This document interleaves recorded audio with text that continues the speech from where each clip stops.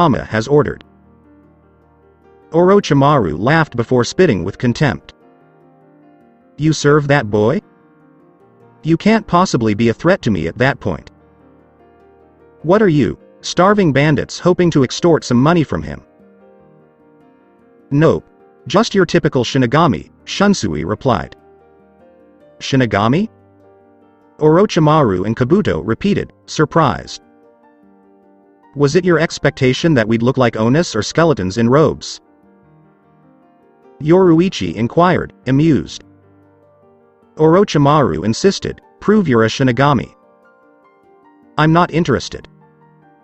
We're just here to kill you, Shunsui declared casually. Yoruichi charged at the two missing nin, aiming to strike down either one of them. Kabuto, being the henchman that he is, felt the need to intercept her. Chakra scalpels ready, he thrust out his arm as soon as she got close, but she grabbed his arm and used it as leverage to jump and give him a swing kick to his face. As he lost his balance, Yoruichi used Kabuto's body as a springboard. "Oh no, you don't. Shunpo," Yoruichi said before glowing bright white and disappearing, blinding Orochimaru and his snakes. The light hurt Kabuto's eyes as well, but he could see well enough to see Shunsui approaching his master. She was just a distraction, Kabuto deduced as he ran towards Shunsui, who saw him and stopped, but he held out his two swords as if daring the medic ninja to continue. These two are attempting to keep their attacks coordinated, Kabuto observed silently, seeing Yoruichi reappear and appear ready to assist Shunsui. "I think we should separate these two, and I think I know how." Kabuto then began to flee, heading into one of the nearby forests, without further warning or claim. "Damn, don't let him escape," Shunsui warned Yoruichi. The former Shihuan heiress announced with a nod. "I'll take care of it."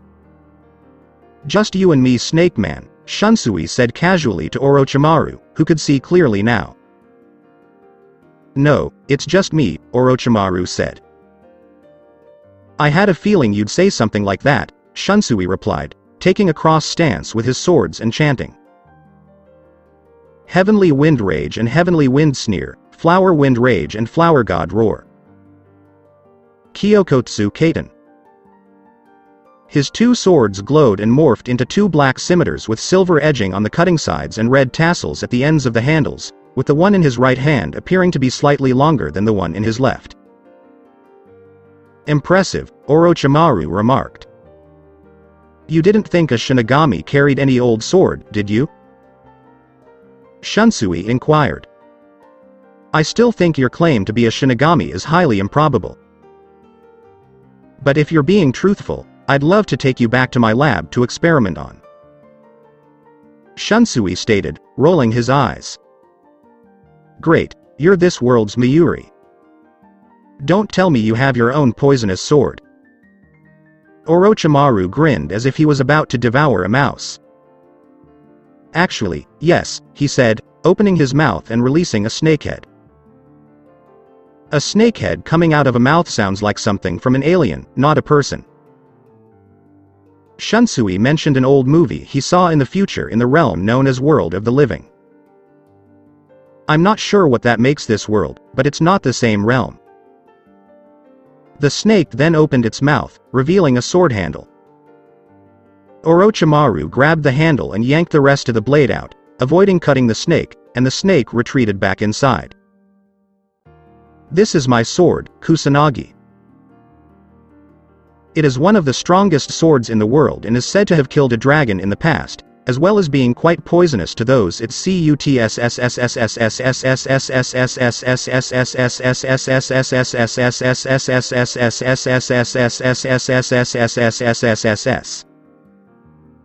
Shunsui sighed and said angrily. "Great, here comes a mad scientist with a pale complexion, a poisoned sword, and a penchant for boasting. You're frighteningly similar to Miyuri. What have you got to be afraid of? After all, if you're a Shinigami, you're immortal," Orochimaru mocked, still skeptical of the claim. "I saw a Shinigami once when Sarutobi-sensei took my arms, and this guy is no Shinigami," the snake Sanin thought confidently as he charged at Shunsui, hoping to wound rather than kill in order to keep the guy alive for future purposes. "I don't recall ever saying I was immortal," the pink-cloaked Soul Reaper said as he blocked the strike with both of his swords in a pincer move. "So you're saying you're a mortal Shinigami?" Orochimaru asked, perplexed. It was too much of an oxymoron for him. Shunsui responded with a firm look at Snake Sanin. "I've lived 10 times longer than you have, maybe longer.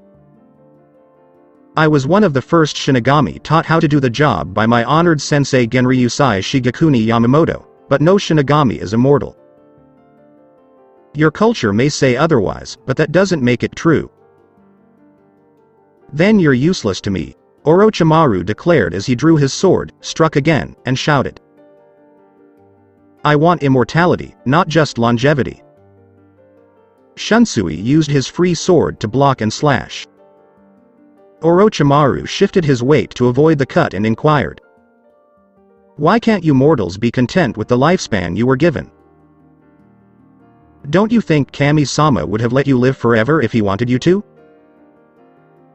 I'm not even sure there is a Kami-sama, Orochimaru challenged, then attacked Shunsui with the hidden shadow snake move. Just to warn you, there is a hell, Shunsui said as he cut the snakes. Orochimaru attempted another strike, but Shunsui spun on his heel and easily avoided it. I'm guessing swordsmanship isn't your forte, Shunsui mocked the snake Sanin. I better change my tactics before this guy decides he wants to do more than fight lazily, Orochimaru thought, before sneering and spatting as if he had been toying with the former captain of Squad 8. Who needs a sword when I have something better? Before Shunsui could ask, Orochimaru made 4 quick hand gestures, bit his thumb, smeared blood on his upper arm tattoo, and commanded. Kachiyose no Jutsu. Says 1. Summoning technique. Shunsui sensed the sudden presence of a new living being as the air filled with light and smoke. A large one, at that, as a silhouette soon towered over the smoke, and Shunsui could see what it was in seconds. A massive snake stood before him. It was a purple cobra, with horns behind its head, black rings running down its body, and strangely, legs. Eastern dragon legs to be exact, and the tail ended exactly like a rattlesnake's. Orochimaru stood on top of its head. That's an odd serpent, or is it a dragon? Shunsui remarked casually, showing no fear. The former Gote captain had faced many monsters throughout his career, including the most powerful hollows. A massive snake would not have him trembling in his sandals. It's Manda too, the greatest snake that ever lived, Orochimaru declared proudly. Shunsui stated with a shrug. It's not a snake if it has legs. Manda too then lunged at the pink-cloaked man, intent on swallowing him whole. Orochimaru noticed he just stood there, not even trying to dodge, as he pondered. Has he given in to the inevitable? Or does he believe he can kill Manda too from within? Allow him to see how wrong he is. Shunsui yelled as he held out both swords. Purple, irony. The massive snake approached its prey and easily engulfed him. It lifted its head to swallow more easily, but then it felt a cut on its tongue. Not a particularly nasty cut in and of itself, but this one felt like a stab to the snake's heart. Manda too froze and began to convulse lightly before collapsing like a puppet with cut strings. Orochimaru jumped off to cushion his own landing, then checked his fallen summons. What happened, Manda too? Despite his best efforts, the snake Sanin found no signs of life. It was almost as if the snake had a heart attack. How could this fool defeat my ultimate snake? Orochimaru lamented openly. Shunsui walked out of the mouth, looking more bothered by the saliva on him than anything else, as he complained. Wonder when I'll get a chance to have my clothes cleaned? You killed Manda too? Exclaimed Orochimaru. What's the big deal? How could you do something like that with only 2 swords? Oh, that? It's simple. I just played a little game called Irony, Shunsui admitted, sounding as if he had already explained it and was tired of doing so. You beat my summons in a game? Orochimaru asked again, adding. How on earth is that even possible? As I previously stated, Shinigami do not use ordinary swords.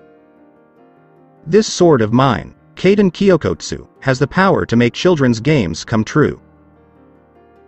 Make children's games a reality? Orochimaru asked again, still blank. Yes. I started the game Iruni and chose the color purple. Whatever I cut feels a measure of damage proportional to the amount of that color on their body and clothes. Even a tiny nick can be as lethal as a guillotine if I pick the right color. This SSSSS is ridiculous. There's no way what you're saying could be true, Orochimaru insisted. Shunsui extended his swords and made an offer. Then come on, let's play Jankenbo. Rock, paper, scissors, Jankenbo? Shunsui responded with a nod. Yes. A good game for when my other opponent has a sword of his own. We attack each other once, clashing our swords together, while in that one moment we both pick either rock, paper, or scissors. The one who picks the losing choice feels the literal effect of the stronger choice on their body. For example, if you pick paper and I pick scissors, you'd feel like you were just cut in half yourself. So the loser experiences the literal consequences of their symbolic defeat? Orochimaru inquired. That's pretty much it. Oh, and don't say, I pick whichever choice beats his, because that never works in any Jankenbo game. Never has, never will, Shunsui explained. Orochimaru adjusted his grip on his sword to appear firm. I guess I don't have a choice. Even if I tried to refuse, you could still attack me, and subconsciously now I'd still pick a choice.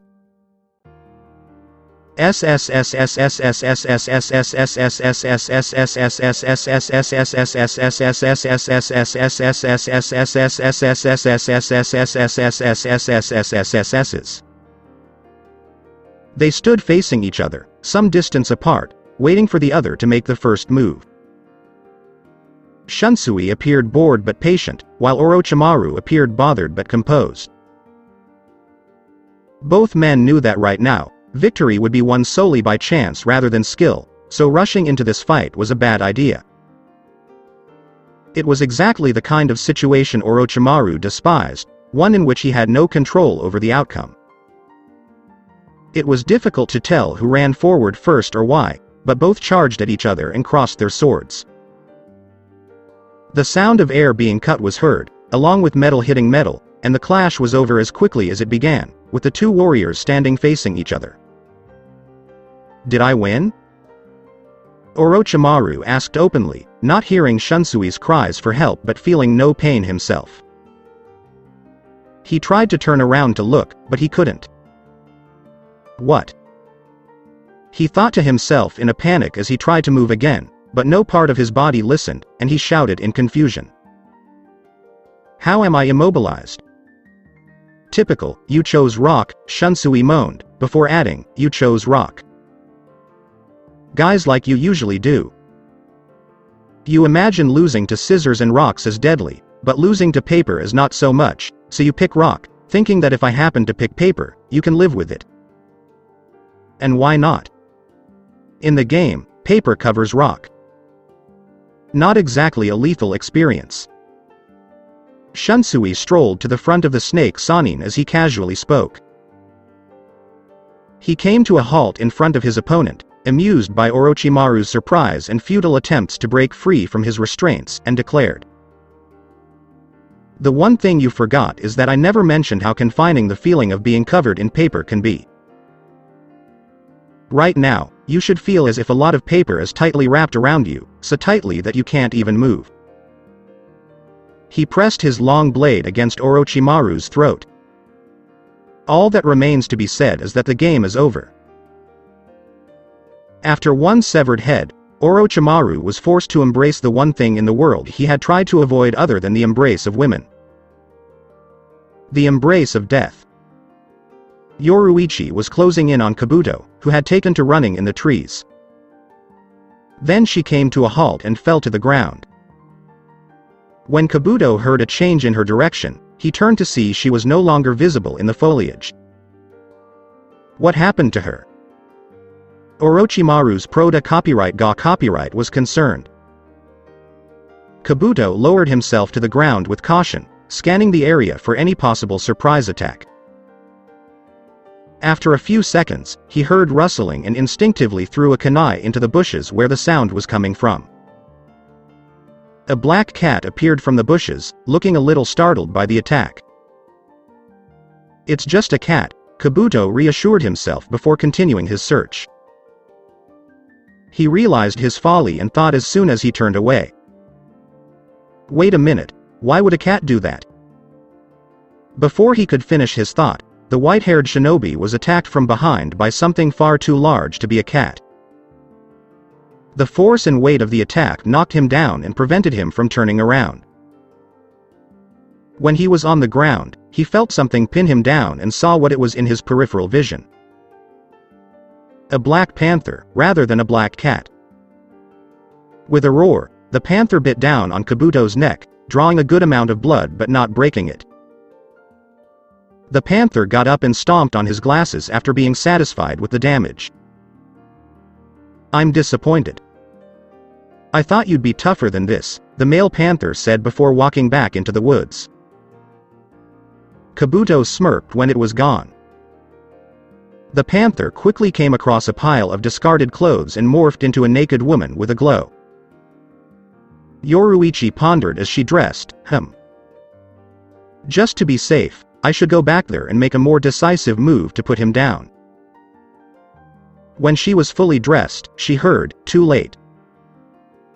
Yoruichi jumped surprisingly high into the air while spinning acrobatically after hearing something moving behind her but approaching her. She landed on a tree branch facing the source of the voice. "Your one mistake was leaving me alive," declared Kabuto, standing with no wound on his neck but blood on his purple shirt. He appeared a little shaky, most likely from blood loss, but he also appeared ready for more. He was also staring at Yoruichi as if he could see her without his glasses.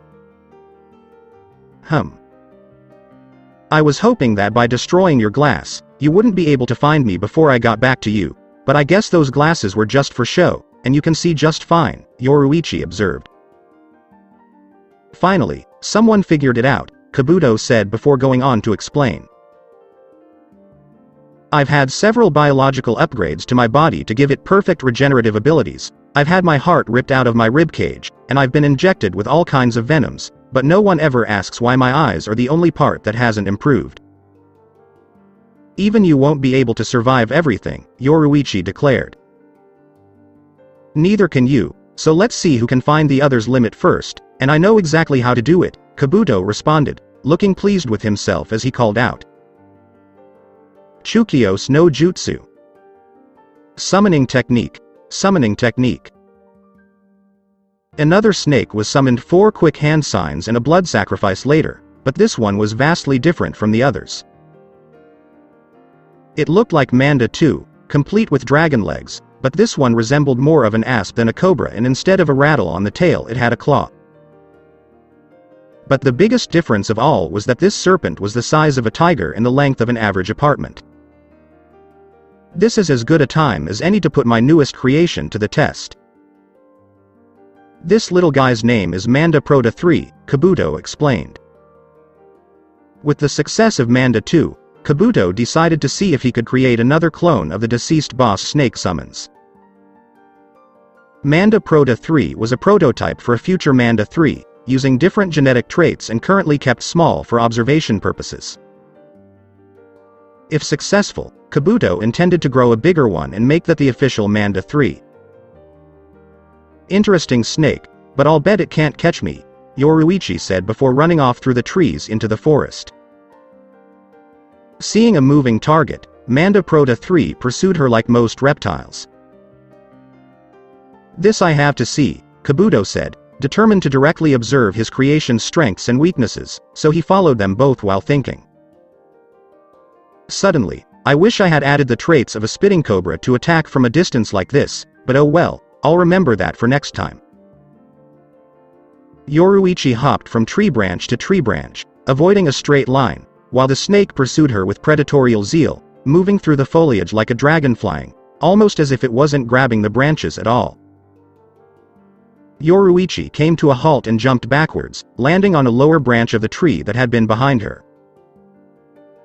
Manda Prota 3 had caught this too late and soared over her, so the purple-haired Shinigami jumped up and revealed a blade hidden in her left sleeve, which she swung at the serpent's neck, separating the head and neck from the body, and the two pieces fell to the ground. "You didn't think a snake could stop me, did you?" Yoruichi mocked Kabuto, who came to a halt 2 trees away. "Who said you murdered him?" Kabuto replied, pointing down, and Yoruichi understood what he meant. The headless body of the genetic prototype regained its feet, and the stump of the neck began to quiver. The flesh appeared to bubble up and heal, and to Yoruichi's surprise, 2 heads identical to the original grew in its place. As they grew, so did the body, which grew to the size of a tank, with the legs becoming thicker and more resembling dinosaur legs than dragon legs. It appears the Hydra gene worked, and the subject grows naturally on its own, likely to support the extra head. If that's the case, the official Manda the 3rd of May not have to be gigantic from the start, Kabuto noted quietly, pleased with his work, as he openly challenged. "You can kill my creation all you want, but it will only get worse." "I don't think so," Yoruichi said calmly before jumping to a higher branch on another tree. Manda Prota 3 was climbing the tree to get to her, moving a little slower than before but surprisingly fast in her opinion. It jumped to her and she backed away, keeping the snake in her sight but not running, which confused Kabuto.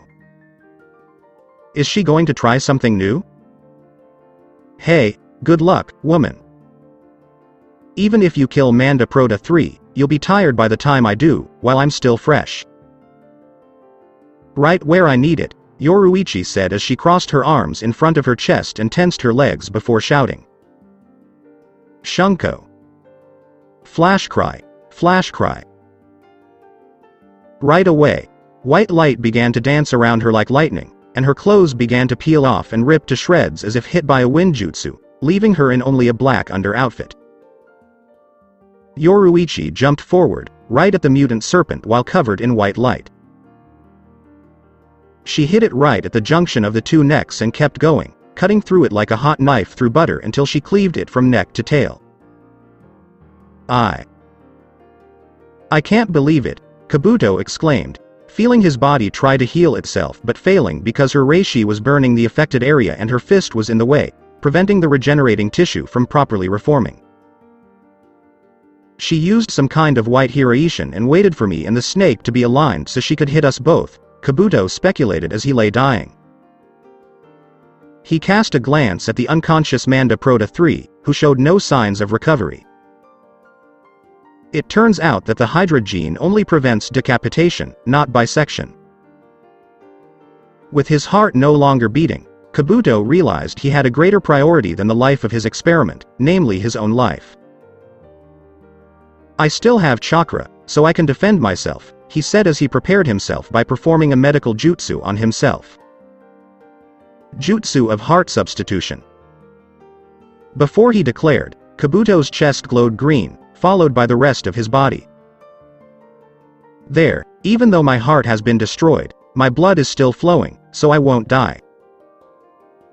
"I bet that won't last long," Yoruichi said before grabbing the blade from her left arm and slicing into him. "It just has to last long enough," Kabuto replied as he grabbed her throat and began crushing it tightly, Yoruichi unable to loosen his grip with one free hand. "If you want to stop me, you'll have to take your arm out of my chest," Kabuto boasted smugly. Yoruichi smiled despite the pain in her neck and the decrease in oxygen. "You're already deceased, you simply." "I'm not sure yet," she wheezed, struggling to breathe. "To quote you, I don't think so," Kabuto said before coughing up some blood and crying out in pain. "What?"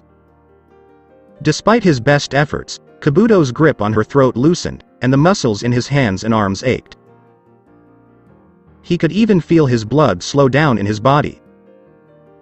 And, to his surprise, his hair began to fall out, prompting him to fearfully inquire. What have you done to me? I used your healing against you, Yoruichi explained, rubbing her sore throat after removing her right hand from Kabuto's chest. You claim to be able to heal from anything. The problem is that every organic body has a finite number of times its cells can grow and divide to repair itself. Some may have more than others, but it is never truly unlimited. I'm aware of that. What exactly is your point? Kabuto spat in rage, frustration, and concern as he watched his skin wrinkle and thin, his mouth dry, and his tongue feel mummified. My point is that my fist was causing damage to your body as it tried to repair itself, not just blocking your heart. I'd say it's been severely harmed. Your method of keeping your blood flowing in the absence of a heart only made matters worse. My attack forced your body to expend all of the regenerative energy it had stored up for a lifetime in a matter of seconds. All your body can do right now is degenerate. No, this can't be, Kabuto exclaimed, looking and sounding 20 years older and as if he had leprosy. His heart substitution jutsu had ended, resulting in his blood stopping in his body. Unable to support himself, Kabuto collapsed like a chair with one leg, wheezing as if he were the one being choked. Yoruichi offered, "Oh, but it is. Blink twice if you want it to end quickly." Kabuto blinked twice, not bothering to open his eyes after that, and when Yoruichi cut off his head, he'd never open them again. Hinata's medical platoon was positioned outside the valley where Naruto's Crimson Army clashed with Madara's army. Casualties had been relatively light due to Daisuke's strategic moves and positioning of his forces, which Hinata and Sakura were both grateful for, as they were the only two people with any extensive medical training, and a rash of numerous injuries could potentially overwhelm them. What was that, Hinata? Sakura inquired, perplexed, as she ran up to the Hyuga girl. Hinata did not respond, and her face remained expressionless, but her stomach tightened into a knot because she knew where that explosion came from was where Naruto and Sasuke were battling Madara. Hinata wished she could rush to Naruto's side and make sure he was okay, but she knew she couldn't. Naruto had put his faith and trust in her to use her extraordinary medical skills to help as many of the Crimson Army survive as possible. "Oh Naru-kun, I want to help you so much in your fight, but I know I'd be more of a hindrance than a help on the battlefield. Please, my love, return safe to me and our baby." Hinata was startled out of her reverie by a warning shout from Kira Izuru, a former Gote 13 officer who had been assigned to help protect the medical platoon from enemy forces, and Hinata quickly inquired. "What happened, Kira, what happened?" "An enemy force of about 100 men is marching towards our position and will arrive in minutes." "A few minutes, there's no way we can evacuate and move the wounded and medical unit in such a short amount of time," Sakura admitted openly. "We have no choice but to stop them," Hinata declared bravely. Madara's forces arrived a few minutes later and looked across the field to see 3 individuals standing directly in the path of the medical platoon and its wounded. Hinata, Sakura, and Kira stood defiantly waiting for the enemy to attack, but in an unexpected move they suddenly stopped. The Akatsuki followers then began to construct something, leaving the 2 kunoichis and the former Shinigami perplexed as Sakura asked. "What are they doing, and why aren't they attacking?" "I'm not sure who Sakura-san is, but keep your guard up." Kira is correct.